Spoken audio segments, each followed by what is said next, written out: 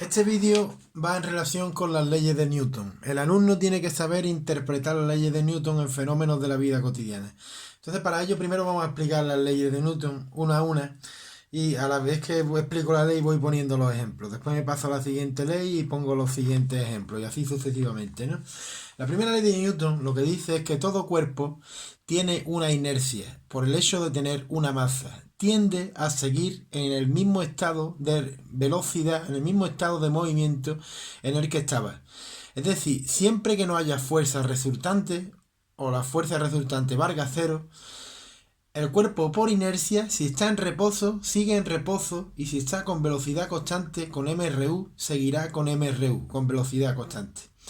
Por inercia, porque tiende a mantener la misma velocidad que tenía.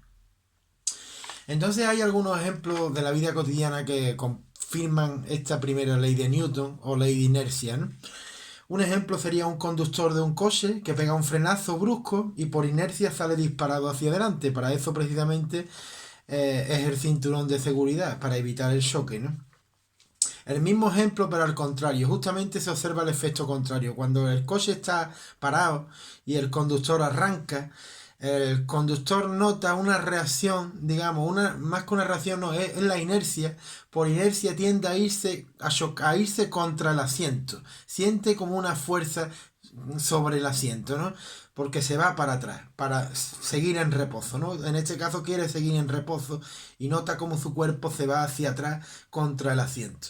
En este caso la inercia es a seguir en reposo, y en el caso anterior la inercia es para seguir con una velocidad constante, ¿no? Puesto que el coche, el conductor es parte del coche y va a la misma velocidad que el coche, ¿no? Otro ejemplo sería una piedra que está en el suelo y se encuentra en estado de reposo. Si nada la perturba, pues obviamente continuará en reposo, por inercia. Otro ejemplo será una bicicleta que lleva guardada desde hace 5 años en un desván. Saldrá de su estado de reposo solo cuando un niño se decida a usarla. Mientras el niño no aplique esa fuerza resultante que cambie la velocidad de la bicicleta por inercia va a mantener su estado de reposo y va a seguir en estado de reposo. Otro ejemplo sería un maratonista que sigue corriendo, o los atletas de atletismo que corren los 100 metros lisos. Cuando van a todo sprint corriendo y llegan a la meta, siempre se pegan unos cuantos metros eh, a menos velocidad, pero tienen que andar o ir más lento durante varios metros más de la meta. Eso es porque, aunque decide frenar, debido a la inercia, no se puede frenar bruscamente en seco, sino que debe andar unos metros más, ¿no? Eso ocurre por la inercia, tanto en un maratonista como en un corredor de atletismo de 100 metros lisos. Como en un ciclista también, lógicamente también, ¿no? No podría frenar en brusco, sino que tiene que avanzar unos metros más, ¿no? Se me ocurre también. Bien. Ejemplo de la segunda ley de Newton. ¿Y en qué consiste la segunda ley de Newton? La segunda ley de Newton viene a hacer referencia a otras circunstancias. Ahora sí que hay una fuerza resultante. Y la fuerza resultante es la causa que provoca el efecto. Y el efecto es que se acelera el cuerpo sobre el que actúa. Es decir, que cambia su velocidad. Se acelera. Normalmente la fuerza es la causa y el efecto o consecuencia es la aceleración. Y la aceleración va a tener la misma dirección y sentido que la fuerza resultante, que la fuerza que la provoca. Ejemplos que confirman esta segunda ley de Newton y que son explicados por la segunda ley de Newton. Tenemos, por ejemplo, que una señora, bueno, según la segunda ley de Newton, la ecuación matemática sería que la fuerza resultante es igual a la masa por la aceleración. Por lo tanto, influye tanto la masa como la aceleración, ¿no?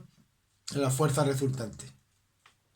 Una señora que enseña a andar en bicicleta a dos niños, uno de 4 años y otro de 10 años, para que lleguen al mismo lugar con la misma aceleración. Evidentemente deberá ejercer más fuerza al empujar al niño de 10 años, pues tiene una masa mayor. Deberá ejercer una mayor fuerza porque su masa es mayor. Lógicamente, sí pretende que llegue con la misma aceleración que el otro niño de menos masa. Otro ejemplo sería el hecho de que un coche, un auto, necesita cierta cantidad de caballos, una fuerza determinada, por lo tanto, cierta cantidad de caballos de fuerza o de potencia, si lo vemos en términos de potencia, pero que está relacionado con la fuerza, ¿no? Cantidad de caballos de fuerza para poder circular en la carretera, porque necesita cierta fuerza para acelerar su propia masa, para cambiar su velocidad, lógicamente, como nos dice la segunda ley de Newton. Por tanto, es lógico, de ahí se desprende que necesita obligatoriamente una cierta fuerza resultante y una cierta cantidad de caballos de fuerza para poder acelerar su propia masa, ¿no? Eso sería en cuanto a la segunda ley de Newton, los ejemplos, ¿no? Son esos dos. Y en cuanto a la tercera ley de Newton, primero la explico y después comentamos los ejemplos. La tercera ley de Newton dice que en la naturaleza la mayoría de las fuerzas se presentan por parejas, por pares de fuerza, acción y reacción.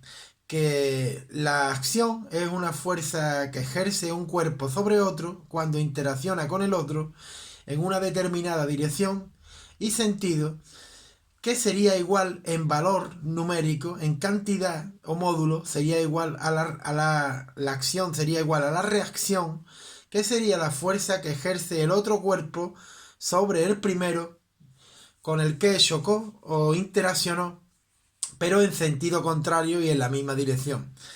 Es decir, la acción y la reacción son fuerzas mutuas, pero simultáneas. No ocurren una primero y después la otra, sino que ocurren las dos al mismo tiempo y sobre cuerpos distintos. Vamos a poner un ejemplo. Un ejemplo sería una bola de billar. Una bola de billar golpea a otra bola y sobre la segunda se ejerce la misma fuerza que sobre la primera. Entonces, pero evidentemente en la misma dirección y en sentido contrario, ¿no? Otro ejemplo sería un niño que quiere dar un salto para trepar hacia un árbol. Esa sería la acción, la fuerza de acción que tiene que coger impulso y poner el pie en el suelo para impulsarse y trepar hacia el árbol. Esa sería la acción para trepar hacia el árbol y subir, que sería la reacción. O sea, primero el niño tiene que empujar el suelo para impulsarse, que sería la acción, y al mismo tiempo que esa acción ocurre la reacción en la que el niño va subiendo hacia el árbol. Otro ejemplo sería cuando estamos en una barca. Cuando estamos en una barca nos encontramos con la paradoja, si queremos saltar hacia el muelle, de que cuanto más fuerza hagamos con el pie para impulsarnos, más para atrás se va la barca retrocede, ese sería el retroceso. Eso es lo que nos encontramos en esa situación, ¿no? Pues sería la reacción. Otro ejemplo sería el movimiento de los calamares. Los calamares se mueven dentro del agua, el agua es un fluido y el calamar absorbe agua y la expulsa ese agua, y al expulsar ese agua con una fuerza determinada, a su vez, automáticamente, sobre el resto de agua que le rodea, aparece otra fuerza de sentido contrario que empuja al calamar a subir hacia arriba, y así se mueven los calamares. Otro ejemplo análogo sería el caso de los cohetes espaciales. Los cohetes espaciales que normalmente llevan pólvora o hidrógeno, pero ocurre la combustión de la pólvora y desprende gases hacia abajo y a su vez esos gases desprendidos hacen una fuerza sobre el cohete hacia arriba en sentido contrario que le empuja a subir. Otro ejemplo sería el caso de que vamos remando en un bote, en una barca. Mientras nosotros desplazamos el agua hacia atrás con el remo, el agua va reaccionando empujando la barca en sentido opuesto y nos permite avanzar. Otro ejemplo sería el martilleo de un clavo. Si estamos martilleando con un martillo un clavo para clavarlo en la madera, a la misma vez que se va introduciendo cada vez más el clavo en la madera, cuando se le martillea el martillo, cada vez que golpeamos, hace un movimiento hacia detrás, que es la reacción de su propio golpeo. Idéntico fenómeno se observa cuando, explicado también por la ley de acción y reacción, por la tercera ley de Newton, se observa cuando pegamos un tiro con una escopeta de cartucho. La bala sale hacia adelante a una gran velocidad, pero la reacción de la escopeta es irse hacia detrás para chocar contra el hombro del cazador, del que lanza. Y esos serían los ejemplos de las leyes de Newton, ¿vale?